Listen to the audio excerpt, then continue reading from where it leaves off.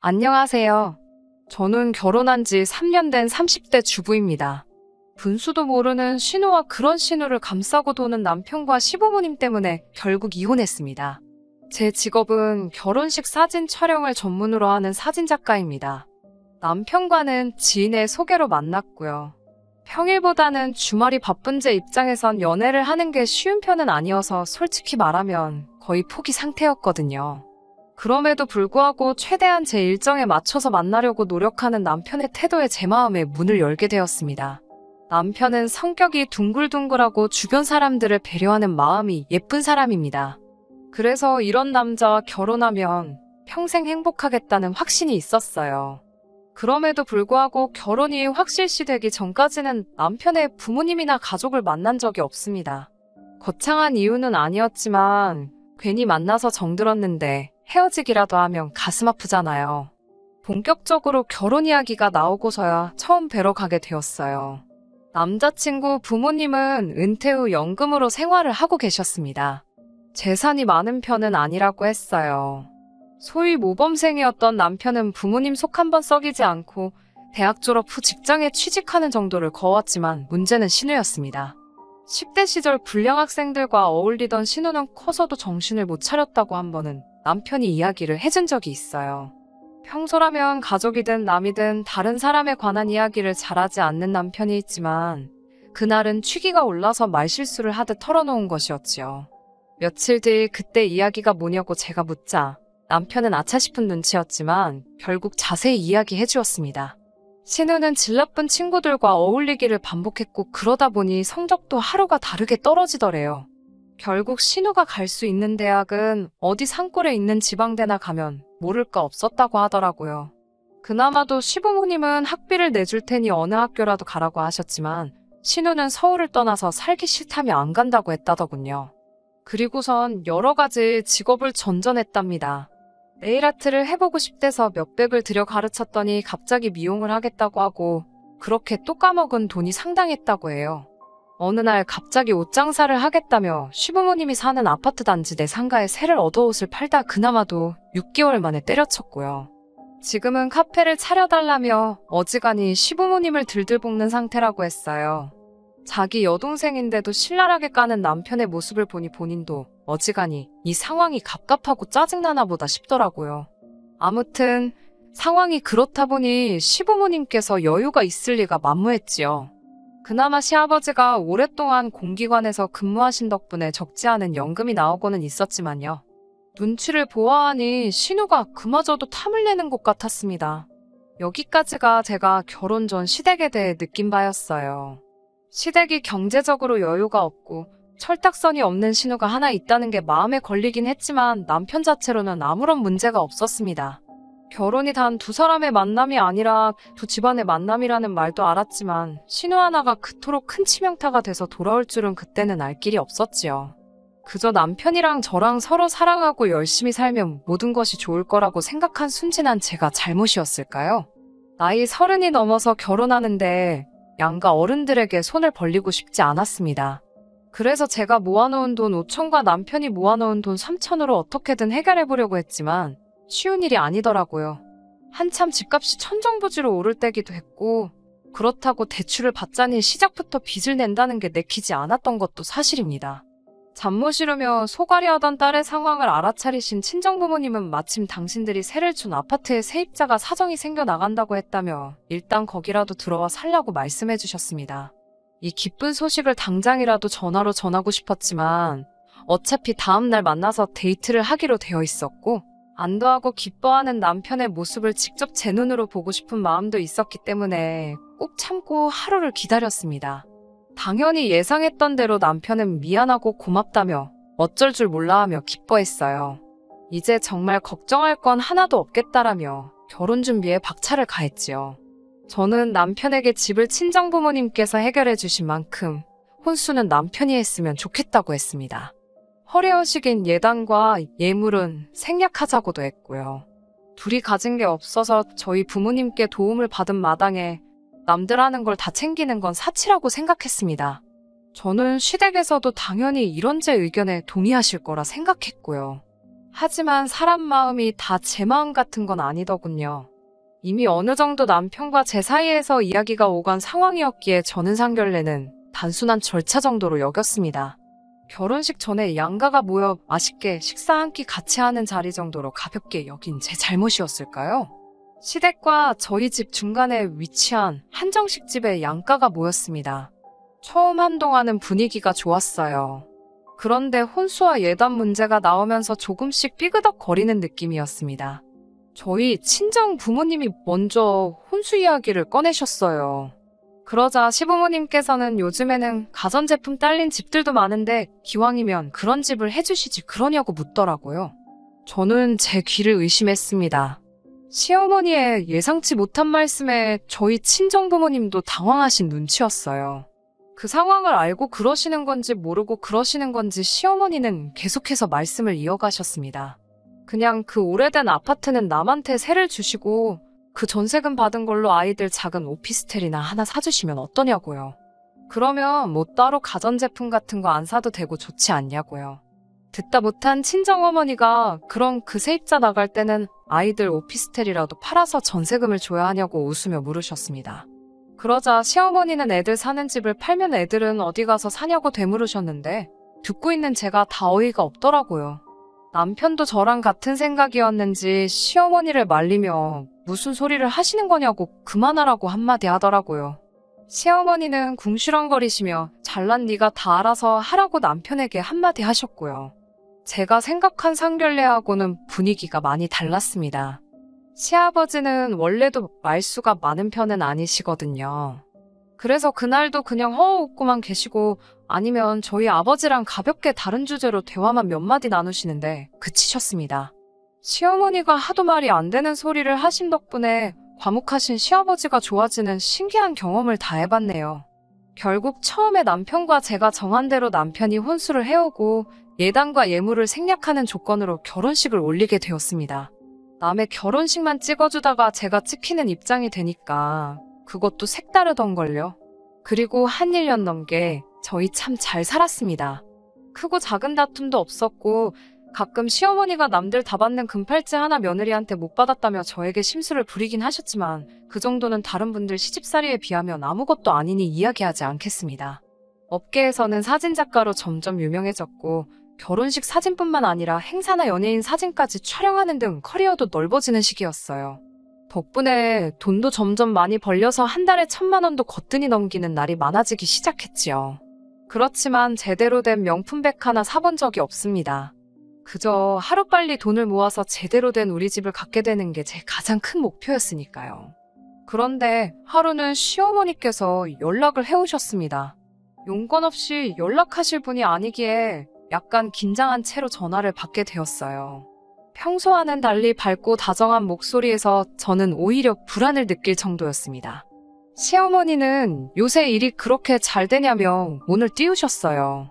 결국 돈 이야기를 하려고 전화를 거셨더라고요. 신우가 꽃집을 차리고 싶어 하는데 혹시 좀 보태줄 수 있겠냐 그러시길래 안 된다고 딱 잘라서 말씀드렸습니다. 저는 직업상 대출도 안 나오고 당장 어떤 일이 생길지 모르기 때문에 큰 돈을 쓸 수 있는 상황이 못 된다고요. 그제서야 평소의 목소리로 돌아온 시어머니께서 자린고비가 따로 없다며 한 번을 애교스럽게 내 어머님 하는 법이 없다고 싫은 소리를 하곤 전화를 끊으셨어요. 사실 이런 식의 전화는 한두 번이 아닙니다. 늘 돈 좀 달라, 뭐 사달라 연락을 해오시고요. 실제로 제가 해드린 적은 한 번도 없어요. 그런데도 지치지 않고 해오시는 시어머니가 때로는 귀엽게 느껴질 정도로 저도 내공이 단련된 상태였기 때문에 그날도 시어머니의 단순한 투정 정도만 생각했습니다. 당연히 이런 일로 이혼을 생각한 것도 아니고요. 제가 이혼을 결심하게 된 건 바로 신우 때문입니다. 단순히 제가 올케라서 그런 건지 아니면 무슨 이유가 있어서인지 신우는 늘 저에게 적대적이었어요. 처음 결혼 전 신우를 한두 번 정도 만난 적이 있었는데 그때 저에 대한 개인적인 것들을 물어왔습니다. 저는 대답할 수 있는 선에선 솔직히 말해주면서 언니로서 작은 조언 같은 걸 몇 개 한 적이 있어요. 정말 단순한 영어 공부 열심히 해라. 진짜 하고 싶은 게 뭔지 궁리해봐라 그런 것들요. 그런데 남편 말이 신우가 그 이후로 저를 너무 미워하고 불편해한다더군요. 솔직히 어이없고 이해는 안 되었지만 가는 사람 잡아서 모아놔요. 저도 그렇게 신우랑 적당히 거리를 두고 살았기에 그동안 크게 미워할 일도 좋아할 일도 없었습니다. 따라서 그런 신우 때문에 제 결혼 생활이 파탄날 거라곤 짐작조차 하지 못했지요. 하루는 신우가 저에게 연락을 해왔습니다. 결혼하고 정말 처음으로 신우한테 먼저 전화가 온 거였기 때문에 놀랍고 반가운 마음이 반반이었어요. 아가씨 무슨 일이냐고 물으니 신우가 한껏 자신만만한 목소리라고 할까요? 자기 결혼할 사람이 생겼는데 저에게 제일 먼저 말해주고 싶었답니다.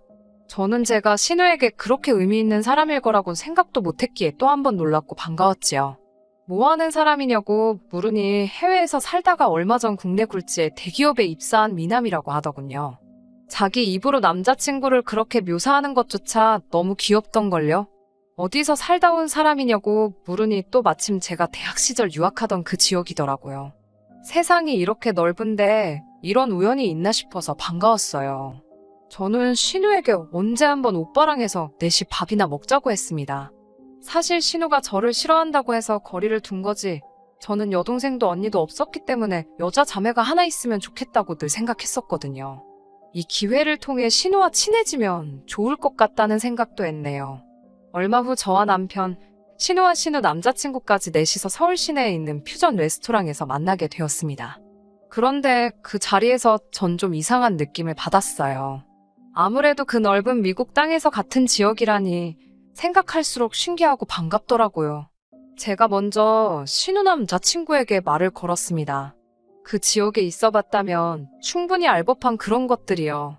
어디 학교 샌드위치가 맛있지 않냐든가.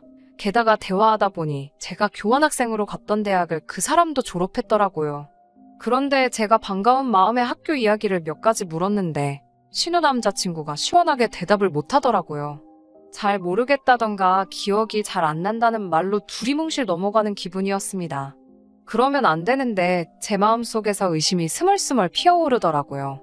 저는 신우 남자친구에게 그런 걸 묻지 않고 대신 두 사람이 어떻게 만난 건지 뭐 그런 시시콜콜한 연애사를 들어주며 식사를 하고 즐거운 시간을 보냈습니다. 남편은 그렇게 신우가 싫다고 했으면서도 막상 여동생이 결혼할 남자라고 데리고 와서 그런지 기분이 좋은 눈치였어요. 집으로 돌아와 씻고 자려는데 신우에게 연락이 왔습니다. 오늘 전부 다 감사한데 남자친구가 미국에서 있던 기억이 좋기만 한 건 아니라서 대답을 잘못했다며 미안하다고 전해달랬다고 하더군요. 또 그 말을 들으니 그럴 수도 있겠다.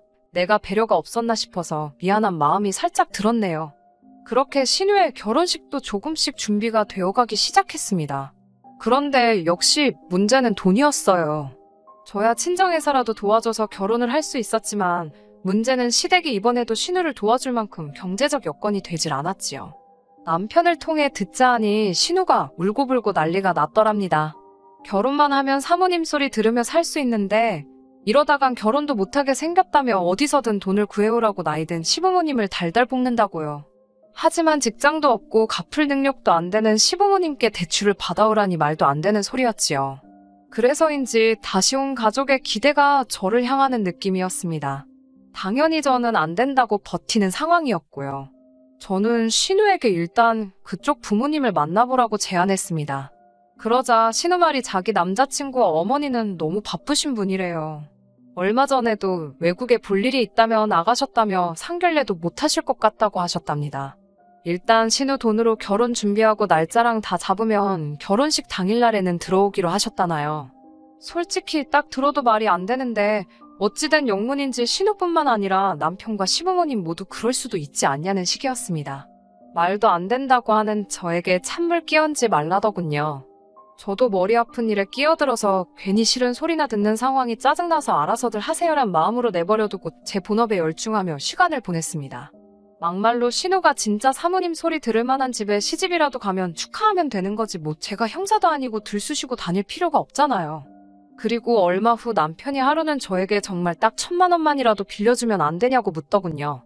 신우 때문이냐고 그러니까 그래도 여동생 시집 가는데 오빠로서 좀 보태주고 싶어서 그런답니다. 남편도 적게 버는 게 아닌데 돈 1,000,000원 때문에 저에게 부탁을 하는 게 쉽게 이해가 되지 않았어요. 모아둔 돈을 다 어쨌냐고 물으니 얼버무렸고 추궁을 하니 실토를 하더군요. 신우 남자친구가 좋은 투자처가 있다며 자기 믿고 투자하라고 꼬셨다는 거예요. 마늘밭에 묻어둔 돈이다 생각하고 3년 뒤에 열어보면 대박이 나 있을 거라나요. 그럼 투자했다는 그 회사가 어디냐? 증거서류 같은 건 어딨냐고 물으니 그것도 다 자기가 관리해준다며 신우 남자친구가 가지고 있답니다. 어처구니가 없었고 저는 남편에게 일단 제가 생각 좀 해보겠다며 기다려달라고 했어요. 또 다시 제 마음속에서 신우 남자친구에 대한 의구심이 싹트기 시작했습니다. 어찌됐건 신우는 제 가족인데 에라 모르겠다라는 심정으로 내버려두기도 그렇더라고요. 결국 교환학생 시절 인연을 맺었던 몇몇 친구들에게 신우 남자친구의 사진과 이름을 보내주곤 혹시 알거나 들어본 적 있는지 물어봤어요. 서울에서 김서방 찾기 같았지만 그래도 혹시나 하는 마음에 시도라도 해본 거지요. 다행히 신우 남자친구를 아는 사람이 나타났습니다. 2다리를 건너서 알게 된 그 사람에게서 듣게 된 신우 남자친구는 정말 할 말을 잃게 할 만큼 악질적인 사람이었어요. 이미 결혼도 2번이나 했었고 아이도 하나 있는 사람이더군요. 미국에서 불법 체류로 3년 정도 있다가 불미스러운 일로 인해 추방당한 상황이었고요. 아주 파렴치한 사람으로 소문이 파다하다고 했습니다. 어쩌다 그런 남자에게 신우가 걸린 건지 한시라도 빨리 신우를 만나 정신 차리게 해야겠다는 생각뿐이었네요. 남편에게 부탁해 신우를 불러내 셋이서 카페에 모였습니다. 저는 제가 알아낸 사실을 신우와 남편에게 들려주었어요. 그런데 신우의 반응은 제 예상과는 너무 달랐습니다.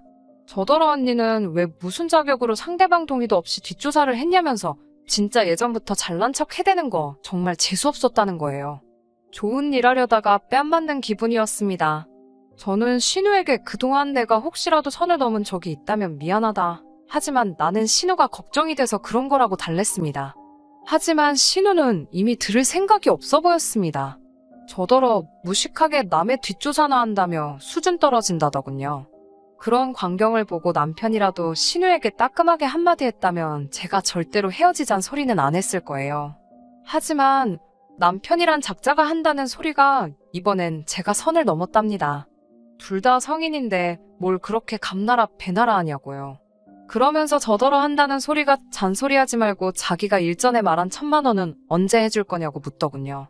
순간 저도 욱해서 나한테 돈 맡겨놨냐고 물으니까 남편이 코웃음을 치더니 치사하답니다. 그러면서 자기 여동생 시집 가는데 돈 해주기 싫으니까 아예 결혼을 파토를 내려는 심산이냐고 묻더군요. 제가 날 어떻게 보고 그런 소리를 할 수 있냐고 하니까 그러면 그냥 빌려달라는 돈이나 빌려주고 축 하나 해주래요. 남편의 후한무치 아나무인에 저는 깨닫고 말았습니다. 앞으로 이런 남자와 평생을 살기엔 제 인생이 너무 아깝다는 걸요. 며칠 뒤 신우에게서 연락이 와서는 날짜를 불러주며 그때까진 자기 계좌에 돈 꼭 넣으랍니다. 그래야 식장 예약도 하고 그런다고요. 결국 저는 남편에게 연락해 갈라서 자고 했습니다. 남편은 오히려 저더러 후회하지 말라면서 좋다고 하더군요.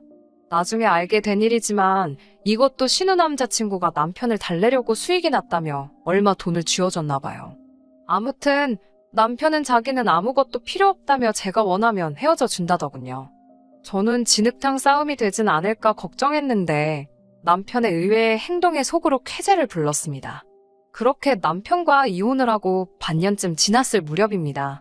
남편과 저는 처음에 서로를 이어준 지인 한 사람을 제외하곤 큰 접점이 없었기에 남편 소식을 알 길이 없었어요. 궁금하지도 않았고요. 그러다 엊그제 지인이 지나가는 말처럼 한마디 하더라고요. 그 집 지금 작살났다고요. 신우의 남자친구는 결혼식까지 올리고 나서야 자기가 애딸린 이혼남이라는 사실을 밝혔나 봐요. 거기다 갑자기 애를 책임지고 싶다면서 다시 미국으로 들어가겠다고 하더래요. 신우한테는 혼자서 서울에서 잘 지내고 있으라며 애가 좀 크면 돌아오겠다 했다나요? 말도 안 되는 이야기잖아요. 게다가 남편에게는 투자한 종목이 폐지가 되었다면서 유감이라고 했답니다. 저랑 살 때도 이미 저 몰래 시부모님 돈까지 빌려서 투자를 했었나 봐요. 그게 자그만치 5천만 원인데 신우 남자친구가 투자는 원래 본인 책임이라며 한 발 빼더랍니다. 그런 남편과 시댁의 일들을 듣고 있으니 제가 그 진흙탕에서 먼저 빠져나온 게 신의 한 수였다는 게 절실히 느껴졌습니다. 다행히 저는 이혼 후에 더 일이 잘 풀리고 있어요. 시간적 공간적 자유가 주어지니 일도 더 많이 할 수 있고 사람들도 더 많이 저를 인정해 주더라고요. 지금은 이혼 후 느낀 감정을 토대로 사진을 찍고 사진집으로 출간할 계획을 가지고 있습니다. 저도 그렇고 모든 사람들이 웃는 일만 가득했으면 좋겠네요. 끝까지 들어주셔서 감사합니다. 오늘의 사연은 여기까지입니다. 구독과 좋아요, 알람 설정 부탁드리고 더 좋은 사연으로 다시 찾아뵙겠습니다. 감사합니다.